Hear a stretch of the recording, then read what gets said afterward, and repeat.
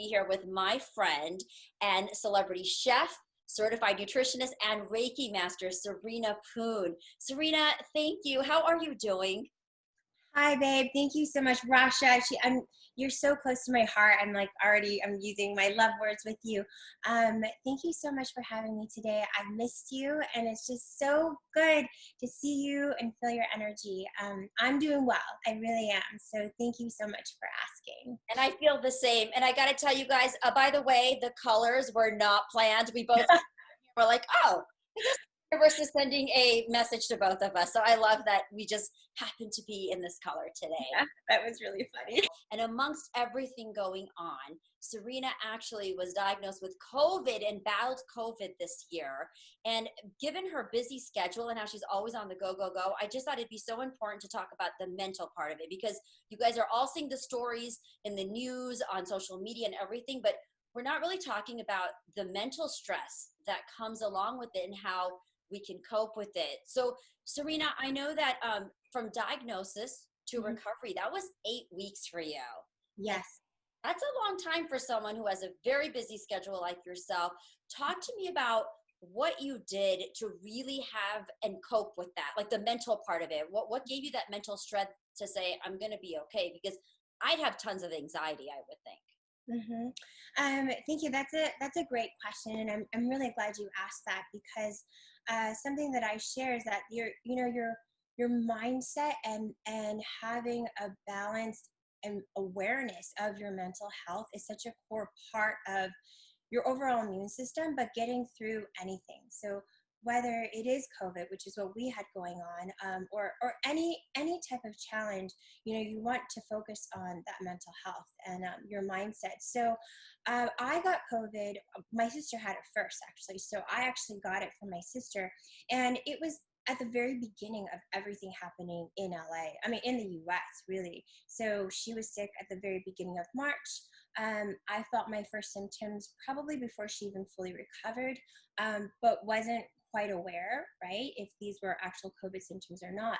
But just from the onset, even when my sister was sick and she was acutely sick, it was just like, okay, so we don't know what this is. That's scary, but this is what our bodies are built for. Our bodies are amazing healing machines, and this is what I say all the time. And we are designed by nature to be able to navigate these challenges that come from viruses and bacteria. And so it's just really looking at what's around you, like what I have so much knowledge, what tools do I have, like what resources do I have, and that for some people, it's not always tangible. Obviously, like I have a lot of different supplements and foods, but it's also what resources do you have inside of you that can help support you during this time. And so from the very beginning, it was just like, okay, we don't know what you have. You probably just have a really bad flu, which obviously carried over into me just having what Elena had, which is like just probably a really bad flu. But in the back of our minds, it was always like, okay, if we have COVID, then we have COVID, and we will just get over it, and we'll donate our antibodies and our plasma after. But here's the thing I want to ask you. You have the resources and tools just because of your practices and your awareness and being a nutritionist, right? Yeah. But was there ever a moment that even when you were diagnosed where it was like, well, why me? And so it was never like why is this happening to me? It was more like, okay, where's the lesson here? Like, what am I supposed to learn from this journey? And I feel that, and I say this a lot. I've obviously had other experiences. COVID was one of them, and you and I have shared personally that I've had 8 surgeries, before this, and I've had a different other challenges that aren't just medical, but some of them are in my journey. And I've just felt that every experience it becomes like a lesson, becomes like a tool and a resource, not just for myself, but also for me to teach and show and help other people. So I've come to a place with my mind and my mindset that anytime something happens that is a challenge, I do look at it as a gift or a lesson. Now, shifting into, okay, this being a gift, that may come after the lesson, but the lesson is the gift, right? And so I looked at like, okay, so this is happening. Why? And I did go through my cycle of, am I doing the right things with the protocols? You know, am I doing, and I had actually a friend, and I don't know if I shared this with you or not, but I did have a friend that was sort of like, wait, what? You got COVID? I can't believe you got COVID. You're the healthiest person I know. You are the vision of health. I don't know anyone healthier than you. No, I can't believe it. And it was like that for 4 conversations. And so, you know, it was almost like shaming, you know, where I felt like, wait, okay, should I be ashamed of the fact that I have COVID right now? Does that mean I'm not taking care of myself? And then I realized, no, not at all. That just means that COVID isn't selective. That just means that it's that much more important for me to share the knowledge that I'm learning in this process, tweak our protocols, do different things to figure out how can I help serve people in the capacity that I have with the knowledge and experience that I'm going through right now to help them should they either come down with the virus and have COVID, or if they're caring for someone else who does or knows someone else who does, or if they're just trying to navigate through, you know, the anxiety and the fear of possibly getting it. Just all of these things I just took into like, this is my journey. This is like my lesson plan. So, and I think that when you look at challenges from that perspective, you actually literally learn so much, because now you're so much more present and you have a different awareness, you know. I had 3 things to suggest to people who maybe have been diagnosed with COVID or have the anxiety of, oh my gosh, I'm taking care of someone, I don't want to get this. What are 3 tips that you would advise at this point, having been through all of this? Okay, so first, you know, and if we're just, I can talk nutrition for sure, but I mean, if we're just talking mindset in this moment, I would say find something that brings you comfort. So whether that is, and it could be a tangible thing. It could be maybe someone who's your go-to person for a call in that moment, something or someone that brings you comfort, and literally make this a part of like your schedule from now until whatever. Have that conversation with your best friend, your mom, whoever that may be, and say, I'm going to need a check-in, you know, every day at such and such time or whatever, and that this becomes something that is like a constant, you know, something that's stable. It's a ritual and kind of creating that, even if it's temporary, even if it's just for the next few weeks, you know. Or maybe you really enjoy a cup of tea or a cup of coffee with a cookie.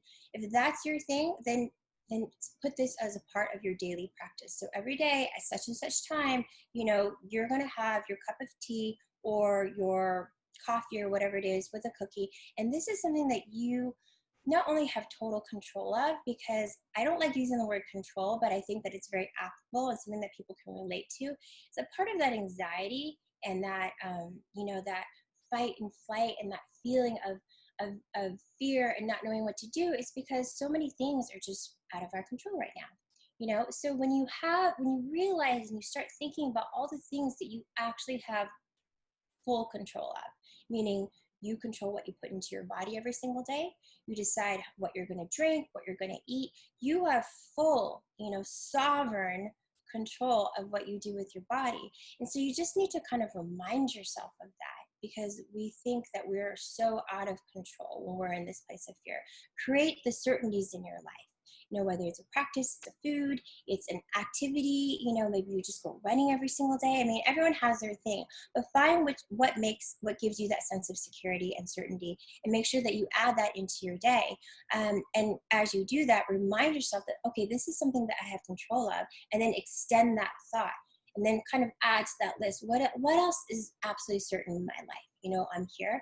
I am healthy right now. Why am I thinking about not being healthy? Because I am healthy right now. You know, what is it that I can do for my body? I can do X, Y, and Z for my body. These are all the things that I have absolute certainty and control over. And I think that kind of helps, you know, kind of helps shift that balance in your mind, and you're not like spiraling this direction about like a what if. So I would do that. That kind of extended for one tip into like multiples. So I hope that's helpful. And from a nutrition point of view, like stay super hydrated. That is what I'm saying to everybody, you have to stay super hydrated. It's really hard to stay hydrated when you're stressed out because you want like wine, or you want like a cocktail, or you want like something with sugar in it, or you maybe want your coffee because you have brain fog because you've been too much media, or your eyes are zoomed out, all these things. Do what you got to do, but just make sure you stay really, really hydrated, because water, which is available, especially here for us in the US, it's so readily available in all kinds of fancy formats. Like that is one of the things that will help you get through any type of disease. Like your body needs that. You have to look at it like it's the oil, in your car. It makes your car run. You don't, it's an essential thing that we kind of take for granted. I wasn't immune compromised. I just had a pre-existing condition that made me much more susceptible to symptoms, and other sort of side effects of something like COVID. We also my sister and I both have a history of asthma. And as you know, COVID is a respiratory disease. And so that's definitely something that affected me. And it still affects me slightly because I'm not back where I was before. I'm good. I'm fine. I know that my body will continue to heal and I'll get there. But even now, many weeks out, there's still, a strain when I breathe if I go for long periods of talking. But back to what you were saying, so I had already had it and had been experiencing symptoms, for probably, I would say 4 or 5 weeks already, and they were like manageable, and part of it is because I am very blessed with the knowledge and resources within my home to help myself through this process holistically. But also because of my mind, because I'm just like, well, it's going to have to work itself out and it'll happen. But it got to a point around week 5 that my symptoms started to compound, so they started to kind of layer themselves. And for the 5 weeks before, I would have a variety of symptoms, but they were, I would say, manageable. Like I'd have a fever for a day, 2 days, and then it would pass, and then this would happen, and then it would pass, and then sometimes I'd have a couple of them at once or 3, they would pass. When I got to week 5, it was like all my symptoms are now happening simultaneously and like compounding, and elevating. And so that was challenging for sure, because at that point I was like, okay, I've had this now for 5+ weeks. I'm expecting that every day I'm like, I'm better. And then you're not, like you're good for 2 hours and then you're done for the next like 6 hours. Or you could be great for, I had fevers during some of the lives that I did. And then, I amped up for it. And then after I'm like drenched, and just wiped. And so it was so unpredictable. And it also that was frustrating. But again, it was sort of like, okay, what am I getting frustrated about? There's not much that I can do here. And if this is what the virus is about, this is what the virus is about. I'm not in a hospital. I'm not on a ventilator. So for that, I'm grateful. And whatever this is going through right now, I just kept saying, thank you to my body and honoring my body, because I knew how hard my body was working for me. As we crawled into like week 6, I started experiencing these symptoms that I had experienced before a major surgery that I just had, 2 years ago.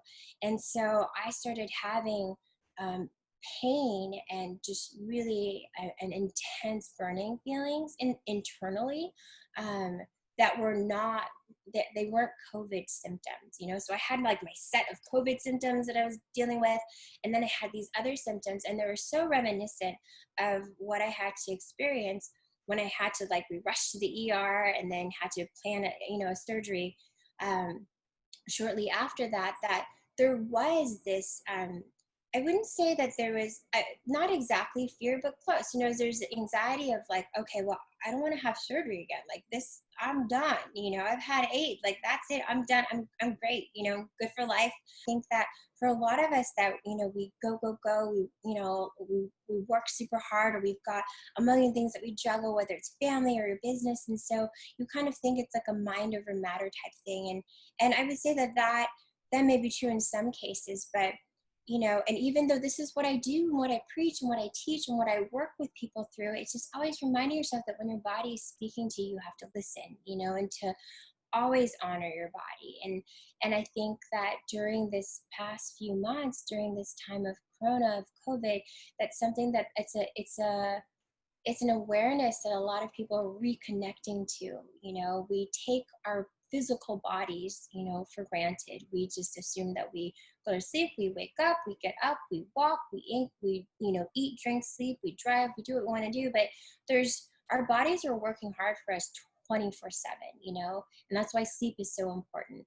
And I'm so happy that you and Elena are doing well. I can't even imagine, Serena, all the stuff that you've had to go through, and yet you stand strong. You're always out there and you're helping people. And before we go here, that's what I wanted to add too, is that you have these powerful and inspiring dialogues, and you've really been very active on Instagram and sharing this. If there was a message that you could give out to people that are watching today, what is that you would want them to know, and what continues to inspire you to get out there and put these conversations out? Because you've had some amazing talks with people.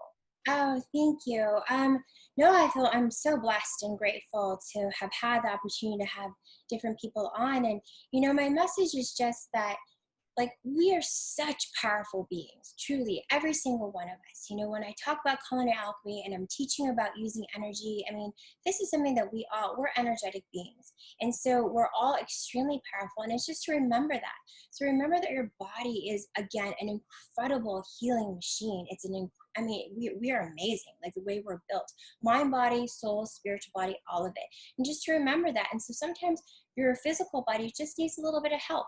And you have those tools right at your fingertips, and especially with mindfulness and mental strength. Those tools are literally at our fingertips. Those are things that we can do without having any tangible items, whether it's meditation or affirmations or mantras, or we had someone that did tapping. There's so many different ways. And that's what you need to remind yourself of, is that you've got this, and you might need a little bit of help here or there, but your help is also at your fingertips. They're a phone call away. And so we have a tendency to feel very alone when we're scared. And you have to remind yourself that you're not alone. You're never alone. And especially with social media, there are families of invisible faces out there. And people have, at the very least in this time, have shown that we will come together to help each other heal. We will come together, and that we are all actually truly connected. Serena, I am missing you so much right now. I feel like I've seen you forever. And thank you for sharing your story with us, because like I said, I cannot even imagine mentally and physically those 8 to 9 weeks, what you went through, but you always come back even stronger. And so you guys make sure you follow Serena. Got her Instagram right there. She's always sharing beautiful things, and she really has a lot of tools that can help you. And if you want to work with her as well, she is a wealth of knowledge, let me tell you. And definitely you can see what a shining star she is. So I hope to see you soon, my friend. Yes, thank you so much. Thank you so much for having me today. It's been an honor, and I just love seeing your beautiful face. So it's been so great to chat with you. I miss you so much. Thank you, and I hope to see you soon. And thanks for being raw with us on Raw with Rasha. Yes, thank you. This is great.